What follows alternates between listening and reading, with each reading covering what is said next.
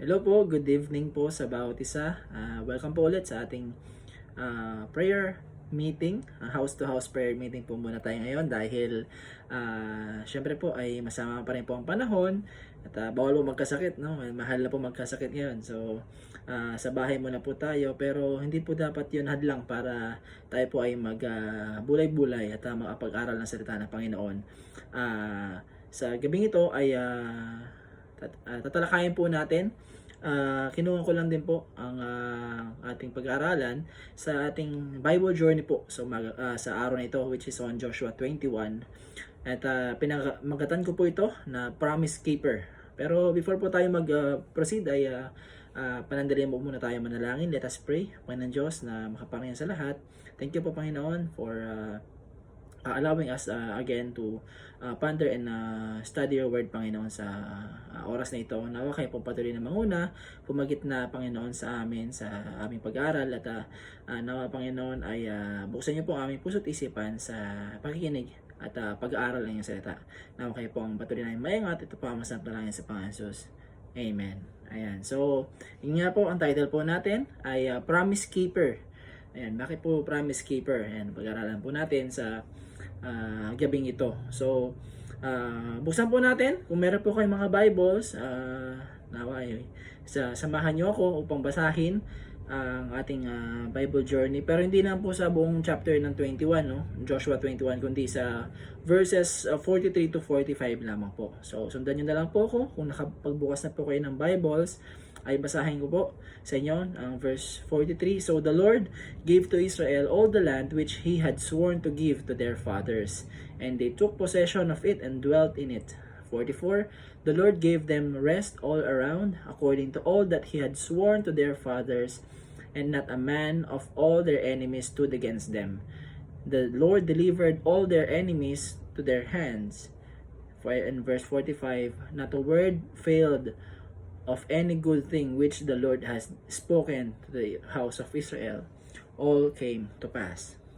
Ayan, so sa mga verses po nito ay makikita po natin, ma-witness po natin yung kumbaga yung confirmation, yung napakaganda at napakalakas na confirmation ng pangako ng Panginoon, no?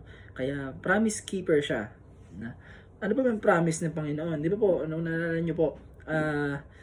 From time pa ng Exodus pa lang ay pinangako na ng Panginoon yung promised land, yung kumbaga yung lupang pangako sa mga Israelita. And sa time na ito ay yun nga, divide na nila at kung buong Joshua halos ay yung mga na-conquer po nila, yung mga kalaban nila, and yung mga lupain ay napasa kanila rin po, no, yung mga lahat ng conquers yung mga conquest ni Joshua ay nabasa rin po natin on the previous chapters. Alam ko from Joshua 11 po ata yun to hanggang 20 ang alam ko po, no. So dun per chapter ay pinakita kung kaninong lugar sila po titira, and yung conquest po ni Joshua, yun po yung mga victories po nila, no, over their enemies, no. So makikita po natin dito na finally, no, na nagkaroon din po sila ng pahinga, no. They have rest na, binigyan na ng kapayapaan at pahinga rin yung mga Israelita nung time na ito, no, na nakuha na nila yung talagang pinapangakong lupa or lupang pangako ng Panginoon. Napasa kanila na, no. So ito nga po ay testimony ng kung paano ka-faithful ang Panginoon, and also kung paano niya i-fulfill yung mga promises niya, no, sa mga Israelita. So tandaan po natin, no, matututunan po natin dito sa ating pag-aaral, no, na may tatlo po tayong matututunan, no, na katangian ng Panginoon. according to this chapter, according to our text sa Joshua chapter 21 verse 43 to 45, no. Number 1 po na matututunan natin, na makikita natin based sa ating binasa, ay ang Panginoon, God's promises are always sure, no. Talagang totoo. At hindi lang po totoo, ay kumbaga sure siya, ibig sabihin magkakatotoo, no. Nakikita natin na yun nga po nung sa chapter verse 43, ang sabi po ng Panginoon na ang Panginoon binigyan na ang mga Israelita ng lupa na kanyang pinangako, no. So tandaan po natin ng Panginoon, pag na may pangako po siya, for sure yan ay magkakatotoo, no. Kasi siya po ang faithful siya, no. And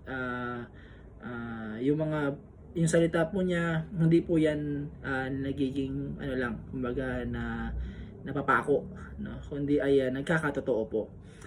He always accomplishes yung mga desires niya, no. Makikita po natin yan sa Isaiah chapter 55 verse 11, no.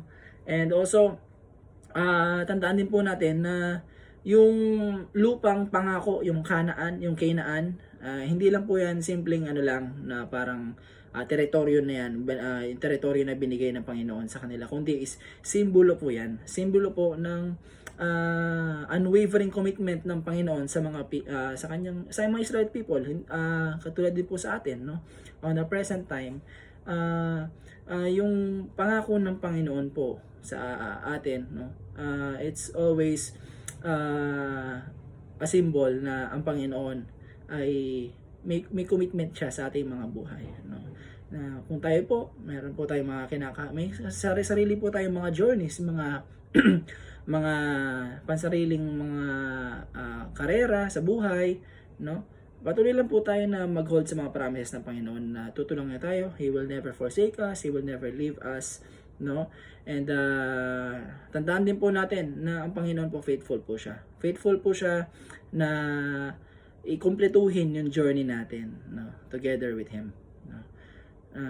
Kung nandun siya sa umpisa pa lang natin sa ating career, sa ating siguro marahil sa ating Christian journey, hanggang sa matapos po yan, hanggang sa matapos ang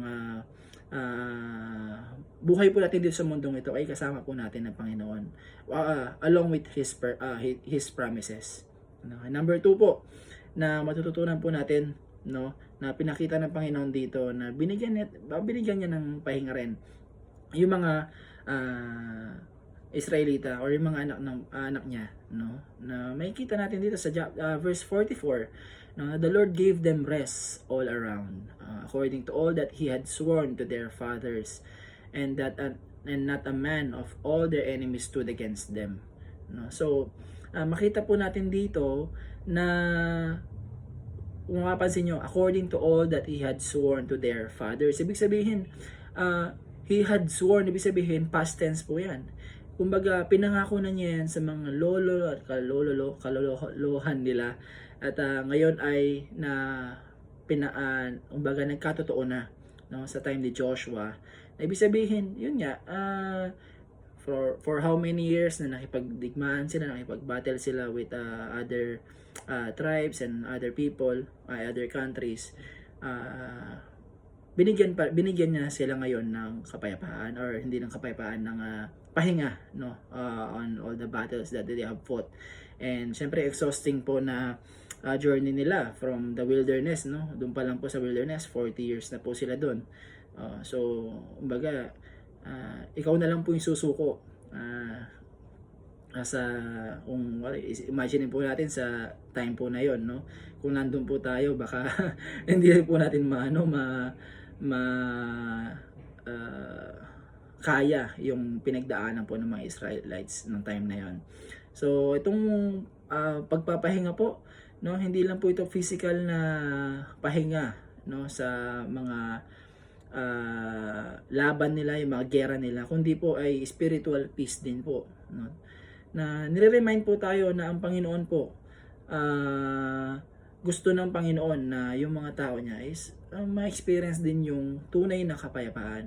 Yung tunay na kapayapaan, ano po yan? Yan po yung pagpapahinga na nanggagaling po sa pagtitiwala natin sa Panginoon. no, na kahit na po yung sobrang distress na po natin, no, still nandiyan po ang Panginoon to give us comfort, no, nandiyan, to give us rest sa mga problema na hindi mo na nakalain na nakangiti ka na lang kahit na sobrang laki ng problema mo dahil nagtitiwala ka sa Panginoon.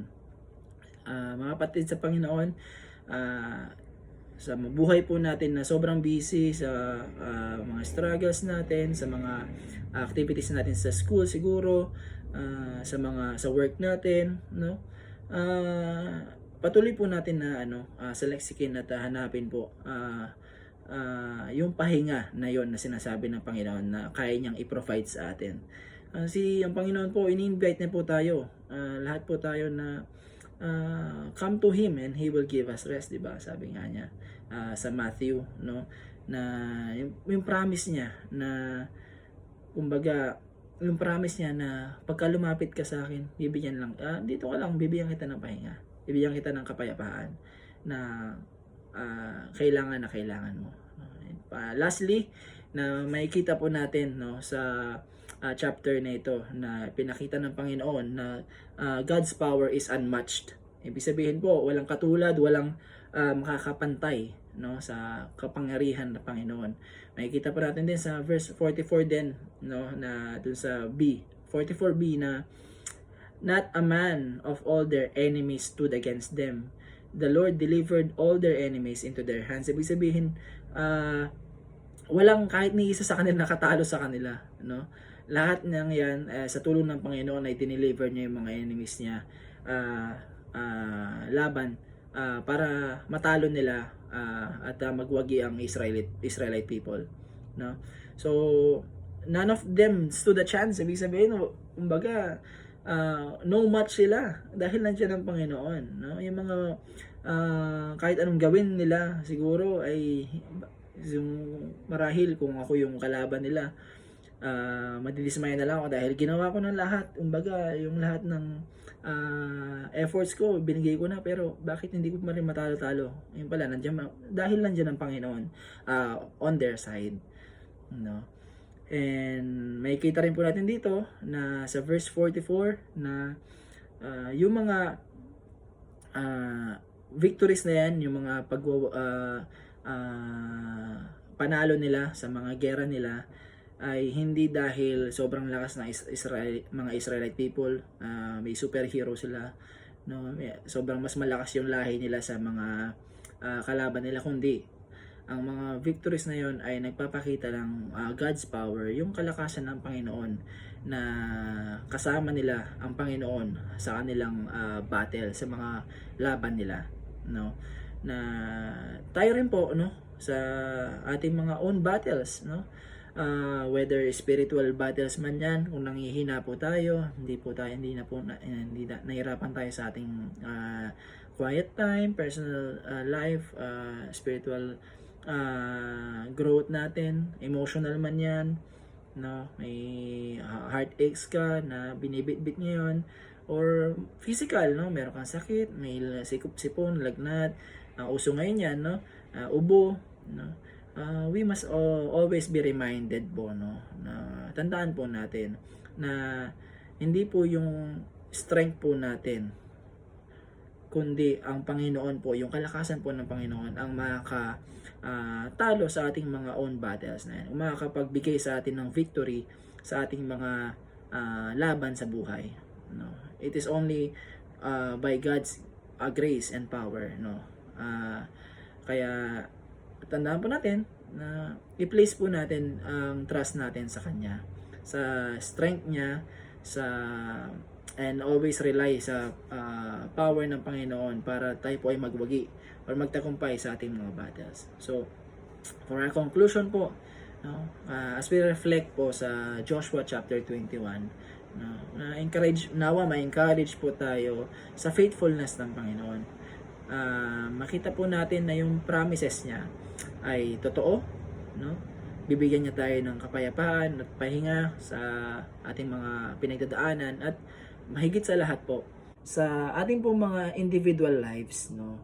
Tandaan po natin na mag-hold fast lang po tayo or panghawakan lang po natin yung katotohanan po na ang Panginoon po nila Joshua nung time po ng mga Israelita at ang Panginoon po natin ngayon ay isa lamang po, no, na kung ano yung mga nag-fulfill ng mga pangako nila dati ay yun po ang magpo-fulfill ng mga pangako niya sa atin, sa ating mga buhay. So nawa ay ma-experience po natin ang kapahingahan, ma-experience natin ang kasiguraduhan, ma-experience din po natin ang kapangyarihan ng Panginoon sa ating mga buhay. At yun naman po, tayo po ay panandali ang mga nalangin. Salamat po Panginoon sa reminder po sa gabing ito na we must hold fast Panginoon at magtiwala lamang po sa inyo dahil kung ano po ang ginawa nyo sa mga Israelita nung time po ni Joshua, yun din po ang gagawin nyo po sa mga buhay po namin na mga pangako nyo po ay nyo pong tutuparin ang iyong kalakasan, ang iyong ipapakita at ang kapahingahan po ang inyong ibibigay sa amin, Panginoon, sa iyong buhay. Nawa, kayo patuloy na aming maingat po, Panginoon, at mapamuhay po namin ang inyong mga salita sa aming mga buhay, Panginoon. Nawa, kayo patuloy na magmabay din sa amin, sa aming journey, sa aming pamumuhay, Panginoon, sa mundong ito. Nawa kayo po ang patuloy namin maitaas. Ito po ang samot dalangin sa Panginoon Jesus. Amen. Thank you po, and to God be the glory.